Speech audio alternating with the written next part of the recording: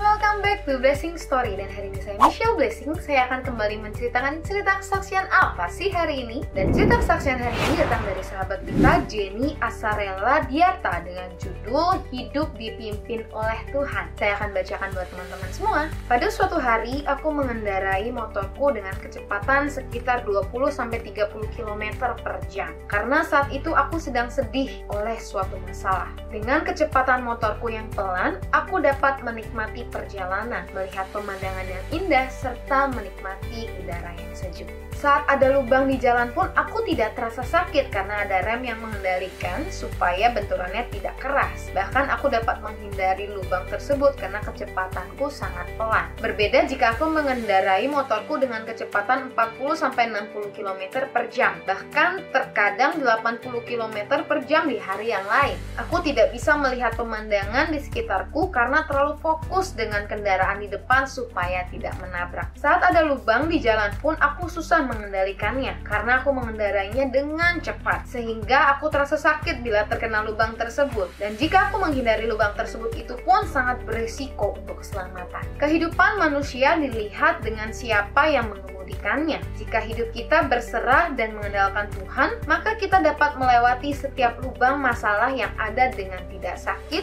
bahkan tidak terkena lubang. Namun berbeda jika yang mengemudikan hidup bukanlah Tuhan, namun keinginan daging. Saat kita melewati lubang masalah, kita dapat merasa sangat sakit, dan bila kita mencoba untuk menghindarinya, kita bisa saja tidak selamat. Seringkali manusia ingin hidup dengan kendali sendiri dan tidak meminta pimpinan Tuhan, sehingga hidup seperti motor yang berjalan dengan kecepatan sangat kencang tanpa memperhatikan lingkungan sekitar yang sebenarnya dapat sangat membahayakan. Mari kita hidup seperti motor yang dikemudikan oleh Tuhan, supaya hidup kita dapat terarah dengan baik, melewati setiap lubang dengan tidak sakit, dan kita dapat selamat sampai tujuan hidup kita. Tuhan Yesus memberkati.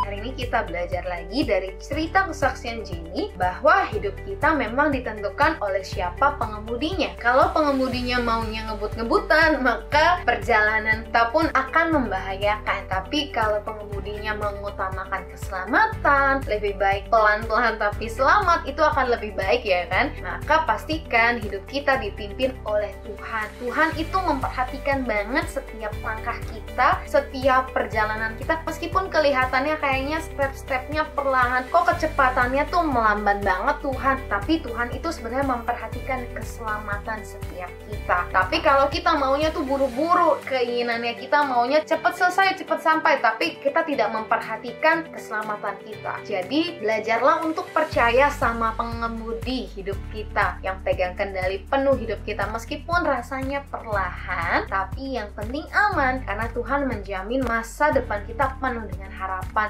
Maka percayakan hidupmu sama Tuhan sepenuhnya, jangan lagi setengah-setengah, karena Dia satu-satunya Tuhan yang memperhatikan hidupmu dengan baik, dengan penuh kasih. Dan buat teman-teman yang diberkati dengan Blessing Story hari ini, jangan lupa like, comment, share, and subscribe ya YouTube channel ini. Buat teman-teman yang punya cerita kesaksian seperti Jenny, yuk kirimkan cerita kesaksianmu ke DM Instagram @sahabatblessing atau email yang ada di bawah ini. Dan jangan pernah takut buat bersaksi, karena cerita kesaksianmu bisa menguatkan lebih lagi banyak orang yang mendengarkan cerita kesaksianmu. Yuk jadi pribadi yang berani bersaksi. God bless you!